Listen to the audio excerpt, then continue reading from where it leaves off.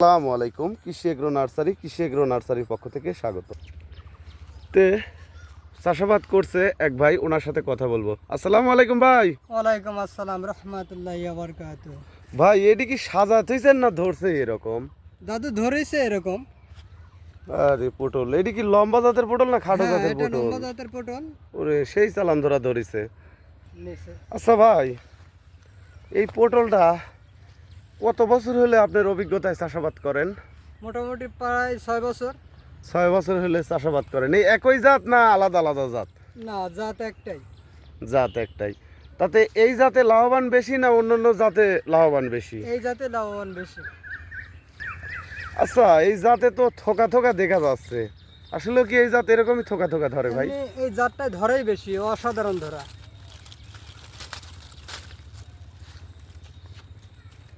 আচ্ছা, মূলত কি ধরনের সার ঔষধ দিয়ে পটল টেকাইতে হয়?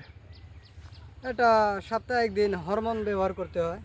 সপ্তাহে আর একদিন একদিন হরমোন করে ব্যবহার করতে হয়। মেনকোজিব ছত্রাক ওষুধ ব্যবহার করতে হয়। হ্যাঁ, আর একটা দিন কীটনাশক মানে বিষ ব্যবহার করতে হয়। ব্যবহার করতে হয়।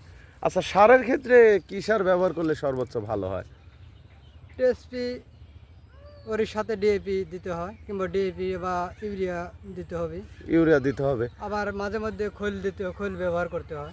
খৈল ব্যবহার করতে হয়। আচ্ছা, এটা উঁচু জমির ফসল লাগালে ভালো হবে না নিচু জমিতে সর্বোচ্চ ভালো হবে? উঁচু জমিতে একটু ভালো হয়। নিচু জমি যদি দীর্ঘ টাইম পরে যদি পানি বাঁধে, হ্যাঁ, তাহলে পরে ওই জমি উঁচু জমির চাইতে আবার নিচু জমিতে ভালো হবে। কিন্তু লাস্টিং যদি গাছ নাও করে, কম যদি করে, তারপরেও এর সাথে বেশি ধরবি এবং ফলনে বৃদ্ধি পাবি। আচ্ছা, এই জাতের চারা কি আপনারা তৈরি করেন? হ্যাঁ, এই জাতের চারা আমরা তৈরি করে থাকি। কয় টাকা পিস? 10 টাকা, 15 টাকা, 12 টাকা, মানে মানে যে রেটের উপরে, চারার উপর নির্ভর করে। চারার উপর ভিত্তি করে মনে করেন চারার বেচা উপরে। কেনা হয়। তা আপনার ঠিকানাটা কোন জায়গায় ভাই? নাটোর বড়াই গ্রাম। আর আপনার নাম? মোহাম্মদ মাজদুল ইসলাম। মাজেদুল ইসলাম। তে ভিউয়ার্স, আপনারা পটলের চারা সংরক্ষণ করতে চাইলে স্ক্রিনে দেওয়া নম্বরে যোগাযোগ করবেন।